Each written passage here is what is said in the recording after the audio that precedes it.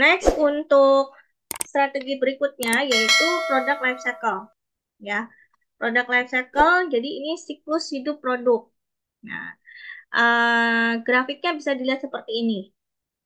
Ya, jadi ini uh, siklus hidup produk itu mulai dari pertama, dari dia mulai pertama diluncurkan, kemudian dia bertumbuh. Nah, dia dari sisi dewasa tadi ya, tadi sempat saya singgung di awal, atau maturity. Nah, baru kemudian akan mengalami yang namanya declining gitu, ya, penurunan. Nah, produk life cycle ini juga merupakan tahapan pada perusahaan ketika menjalankan strategi pemasarannya, yaitu dilihat dari siklus atau umur hidup produknya, ya. Nah, di sini perusahaan itu akan menghadapi situasi dan kondisi yang berbeda-beda nih dari setiap tahapan ini. Kan ada 4 tahapan. Jadi ada tahap perkenalan, pertumbuhan, dewasa, dan penurunan. Ini pasti akan punya situasi dan kondisi yang berbeda-beda. Jadi tantangannya pun juga pasti akan berbeda. Makanya di setiap ini, ya, di setiap tahapan ini harus ada strategi pemasaran yang tepat, gitu ya.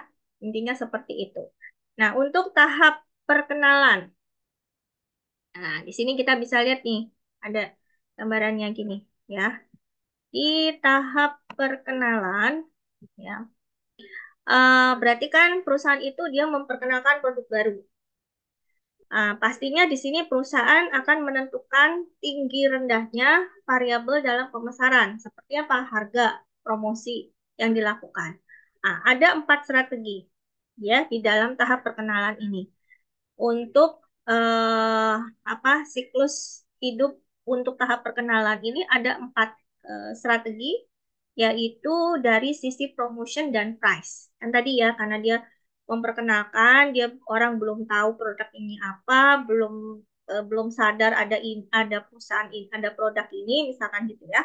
Berarti kan promosinya dulu yang harus digencarkan dan juga di harganya. Nah, jadi di sini antara harga dan promotion itu bisa dibuat ada 4 alternatif strategi ya. Kalau harganya tinggi, promotionnya juga tinggi, berarti itu kita sebut dengan rapid skimming strateginya ya. Slow skimming itu ketika harganya tinggi tapi promotionnya nggak banyak, rendah ya. Kebalikannya, untuk harganya yang rendah tapi promotionnya tinggi, berarti itu rapid penetration ya. Kalau sama-sama rendah, nah ini slow penetration. Nah, perusahaan mau seperti apa? Mau slow penetration, mau rapid penetration, mau rapid skimming atau slow skimming gitu ya. Nah, ini nanti masing-masing bisa dibuat ininya gitu ya. Oke, kalau yang rapid skimming itu berarti launching produk baru dengan harga dan level promosi yang tinggi. Nah, ini diterapkan ketika asumsinya sebagian besar target pasar perusahaan itu tidak menyadari kalau ada gitu produk itu ya. Jadi harga yang diminta brand perusahaan itu dia akan menghadapi persaingan secara persaingan potensial untuk membangun merek. Ya. Jadi ini rapid skimming itu ketika sama-sama tinggi tadi kan ya. Berarti ini memang harus gencar karena orang belum tahu. Berarti strateginya harus membangun merek dulu. Jadi untuk membangun brand awareness. Kalau yang slow skimming, peluncuran lambat, ya ini peluncuran produk baru, harga tinggi tapi sedikit promosinya, gitu ya. Ini bisa diterapkan dengan ukuran pasar terbatas. Jadi sebagian besar target pasarnya itu udah tahu sebenarnya. Jadi sudah tahu, sudah kenal sama produk perusahaan itu, gitu ya. Nah, di sini pembeli juga bersedia membayar harga lebih tinggi dan persaingan potensialnya juga belum terlalu mengancam. Ya, itu bisa dilakukan. Nah, lalu kalau yang strategi penetrasi cepat, berarti peluncuran produk dengan harganya rendah dan biaya promosinya besar. Jadi main banting harga biasa kan pertama kalau ngenalin produk tuh ya ada diskon dulu gitu ya. Kayak banyak lah ya sekarang hampir semua perusahaan gitu kalau awal-awal harga spesial gini karena perkenalan, harga perkenalan dan lain sebagainya gitu ya. Karena untuk supaya orang tahu dulu, orang sadar dulu ada produk ini, terus pembeli juga sudah mulai ini ya, sudah mulai tahu, sudah mulai pakai gitu ya, dan persaingannya juga cuma kuat juga. Nah, ini bisa dipakai dengan penetrasi cepat gitu ya. Terus strategi penetrasi lambat. Nah, ini ketika eh, strategi ini untuk bisa dilakukan untuk pasar target pasarnya yang luas. Ya, jadi pasarnya tuh luas banget gitu.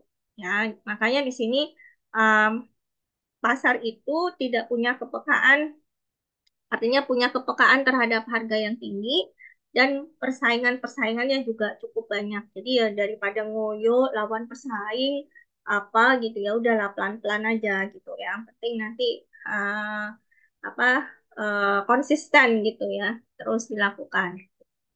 Oke ya. Nah, itu di tahap perkenalan. Berikutnya di tahap pertumbuhan. Tahap ini itu sudah ada peningkatan penjualan. Jadi tadi sudah dilakukan misalkan dengan eh, apa rapid skimming gitu ya. Nah, rapid skimming berarti kan gencar semua. Berarti kan sudah ada penjualan di situ. Nah, di tahap pertumbuhan itu sudah ada peningkatan penjualannya. Semakin banyak jumlah konsumennya, lalu ada pesaing baru yang masuk juga, ya, lalu ada sehingga harga itu bertahan, bahkan harus ada sedikit turun, dan kemungkinan juga akan ada laba yang meningkat gitu.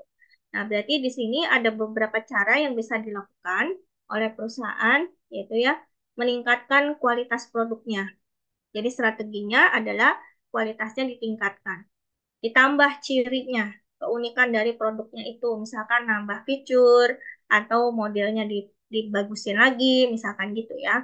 Kemudian bisa nambah varian baru dari yang sudah ada, misalkan ukuran yang berbeda, jadi ada yang botol 1 liter, ada yang botol kecil, misalkan gitu ya.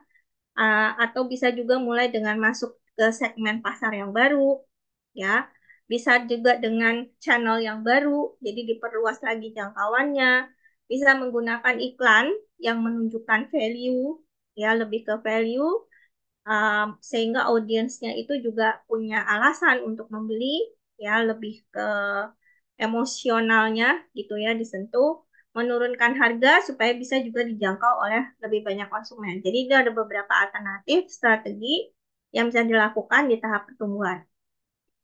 Nah, di sini di tahap kedewasaan. Nah, tahap ini kan penjualan itu karena udah stuck tadi ya, sudah naik, sudah tinggi, dan penjualan sudah cenderung melambat. Karena orang juga udah banyak, sudah mulai jenuh mungkin gitu ya, sudah stagnan ya, dan cenderung menurun. Jadi di sini di dalam tahap kedewasaan ada 3 fase yang menjadi bagian dari siklus hidup produk, ya, yaitu penjualan melambat, ya, penjualan atau stabil, atau bisa penjualan menurun. Penjualan melambat ini biasanya eh, ditandai dengan penjualannya ya yang melambat. Jadi misalkan penjualan produk perusahaan selama 5 tahun berturut-turut gitu ya. Misalkan ngambil dari 2014 contohnya. Ada 5.000, terus di 2015 5.900. Jadi naik-naik tapi lambat gitu ya. Kemudian kalau stabil ya dia rata-rata di mainnya di antara 5.000 gitu ya, 5.000 gitu. Nah, itu stabil. Nah, kalau menurun ya sudah menurun dah pasti ya dari antara 5 tahun itu turun turun turun sampai dengan terakhir turun terus gitu. Nah, jadi cara terbaik di sini di tahap kedewasaan untuk mempertahankan penjualan ya kalau apa namanya uh, yang paling bisa dilakukan yaitu ya bagaimana supaya bisa bertahan gitu ya. Kalau konsumennya bosan dengan produk yang dari satu produk itu, apa yang harus dilakukan? Ya, berarti kan harus nyiptain produk yang baru gitu ya. Atau paling enggak buat produk itu seolah-olah baru. Misalkan ya tadi ganti kemasan, tambah feature, atau kualitasnya dinaikin dan sebagainya gitu ya. Nah, ini ketika tahap penurunan. Jadi di tahap penurunan ini kondisinya ketika mempertahankan produk di pasar itu juga udah berat gitu ya bagi perusahaan dan karyawan gitu. Kenapa? Biasanya karena alasan teknologi, karena ada pergeseran selera dari konsumen, terus persaingan juga meningkat. Maka apa yang dilakukan supaya tetap stabil? Nah, ini caranya bisa dengan investasi perusahaan. Jadi meningkatkan investasi perusahaan untuk memperkuat pasar, ya nambah permodalan misalkan gitu ya. Terus atau bisa juga mengurangi investasi dengan melepas pelanggan yang tidak menguntungkan. Jadi ada pelanggan-pelanggan yang nggak terlalu potensial, ya udah dilepas aja, nggak usah di apa ya nggak perlu dilayani gitu ya. Atau bisa juga dengan menjual aset. Nah, itu ya. Jadi ini tadi untuk strateginya ya. Nah, berikutnya ada strategi perang. Strategi perang ini bisa dilakukan ya oleh perusahaan dengan melakukan dumping misalkan. Dumping itu eh, kurang sehat sih sebenarnya, ya, persaingan yang kurang sehat dan itu dilakukan oleh suatu negara untuk menciptakan isolasi perdagangan dalam negeri. Yaitu tuh menjatuhkan harga dari produk yang masuk itu ke satu negara gitu ya. Terus bisa juga embargo. Kalau embargo ini berarti membatasi atau meniadakan sama sekali transaksi perdagangan dan ekonomi dari suatu negara karena ada pertimbangan-pertimbangan tertentu gitu ya misalkan dan itu pasti akan menjadi kemandekan ekonomi suatu bangsa.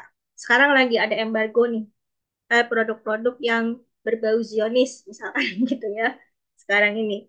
Nah ini itu embargo tuh ya contohnya.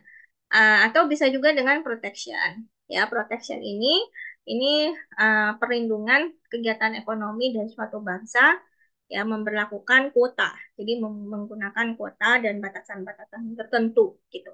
Jadi kalau strategi perang ini lebih kepada kebijakan pemerintah gitu ya. Jadi perusahaan itu ngikutin kebijakan-kebijakan dari pemerintah. Ya, jadi ada ada dumping, ada embargo, ada protection seperti itu. Oke. Strategi lisensi. Kita tahu lisensi atau license. Lisensi ini asosiasi kontraktual. Jadi ini semacam antara pembeli waralaba atau franchiser ya, produsen, pedagang besar atau organisasi jasa dengan penerima waralaba atau franchisee. Jadi ada kontrak dua pihak antara franchiser sama franchisee-nya. Ya, contohnya di situ Domino's. Tahu Domino's Pizza kan? Nah, itu dibawa ke Jepang oleh pewaralabanya, ya, oleh si eh, pewaralabanya, yaitu oleh si franchisernya, itu ya, yang bernama Ernest Higa. Sehingga dia punya 106 toko di Jepang yang penjualannya kalau digabung itu menjadi 140 juta US dollar gitu. Nah, keberhasilannya ini ya karena dia bisa mengadaptasi produk Domino's itu ke pasar Jepang yang sangat mementingkan penyajian. Jadi dia betul-betul Domino's ini bisa memetakan penempatan topping pizza gitu ya. Terus dia buat penanda pemotongan di kotak gitu untuk menghasilkan pemotongan yang seragam. Karena orang Jepang itu sangat tertib disiplin gitu ya jadi sampai harus emang orangnya kan kaku ya jadi harus strip ini gitu harus betul loh potongannya tuh harus pas tepat gitu akurat gitu nah itu karakteristiknya dia bisa menyesuaikan seperti itu nah makanya bisa bisa masuk ke Jepang ya contohnya begitu kalau orang Indonesia kan masih bodo amat ya mau potongannya kayak gimana gitu kan yang penting makan ya oke terus strategi multi level marketing. Nah, MLM ini juga menjadi salah satu strategi juga ya yang variasi dari penjualan langsung, jadi gabungan antara penjualan langsung dengan penjualan melalui networking atau jaringan gitu. Nah, perusahaan di sini bisa merekrut para independen ya usahawan-usahawan independen yang mereka bisa sebagai distributor gitu ya. Lalu dari situ dari distributor itu juga merekrut lagi ke menjadi subdistributornya, terus rekrut lagi untuk yang menjadi sellernya gitu, yang langsung masuk ke pelanggan gitu. Nah, biasanya di sini nanti akan ada hitung berapa penghasilan dari tiap penjualan langsung ke pelanggan eceran gitu ya. Jadi itu melalui jaringan lah seperti itu. Strategi assembling dan strategi meta marketing. Kalau assembling ini berarti lebih ke strategi untuk bagaimana perakitan dari komponen-komponen suatu produk itu menjadi produk jadi yang dilakukan oleh suatu negara. Berarti di sini banyak komponen yang dilakukan perakitannya di negara tujuan. Ya, artinya apa? Oh, karena bikin misalkan punya produk tapi perakitannya nih prosesnya panjang gitu ya, perakitan komponen-komponennya nggak bisa dilakukan sendiri. Jadi misalkan untuk nyambungin apa dengan apa itu yang bisa orang India misalkan gitu ya, yang bisa di India berarti di sana, terus nanti di mana lagi gitu. Nah itu nanti digabungin seperti itu bisa lebih hemat atau bisa lebih ya tadi karena mau kualitasnya yang betul-betul bagus gitu ya, itu. Terus strategi meta marketing. Nah, di sini pemasaran meta marketing ini juga salah satu strategi pemasaran yang menerapkan penggabungan antara bauran pemasaran fisik, tadi 4P, fisik dan non fisik yang bertujuan untuk meningkatkan pengembangan perusahaan. Gitu. Ya. Oke, nah strategi meta Bu, marketing ini permisi. yang tadi saya sampaikan di awal sebenarnya ya. Jadi bahwa ada physical marketing itu 4P, non-physical marketingnya itu ketambahan 3P, tapi di situ juga ada organization marketingnya, ya selain person, selain proses dan physical evidence, tapi juga ada pemasaran organisasinya, place marketing dan social marketing gitu tambahannya. Jadi di sini untuk pemasaran meta marketing itu tujuannya memang untuk menyempurnakan ya, menyempurnakan kemudahan dari satu proses pemasaran ya yang dilakukan oleh perusahaan. Oke, berikutnya yang terakhir ya, ini strategi joint venture. Ya, ini kita pernah bahas di apa kerjasama pemasaran, kerjasama perusahaan gitu ya. Artinya di sini kalau perusahaan itu dia mau lebih luas lagi pemasarannya bisa dengan ya joint venture, yaitu dalam bidang investment, berarti kerjasamanya dengan menentukan modalnya masing-masing gitu ya, dalam bentuk modal, atau join dalam bentuk production. Ya, ini karena pertimbangan skala ekonomis, tadi cari yang lebih murah sumber dayanya. Dari joint venture terkait harga, ada kesepakatan harga antara sesama produsen, dan joint venture-nya terkait dengan wilayah. Jadi di sini ada kesepakatan untuk pembagian wilayah pemasarannya. Gitu.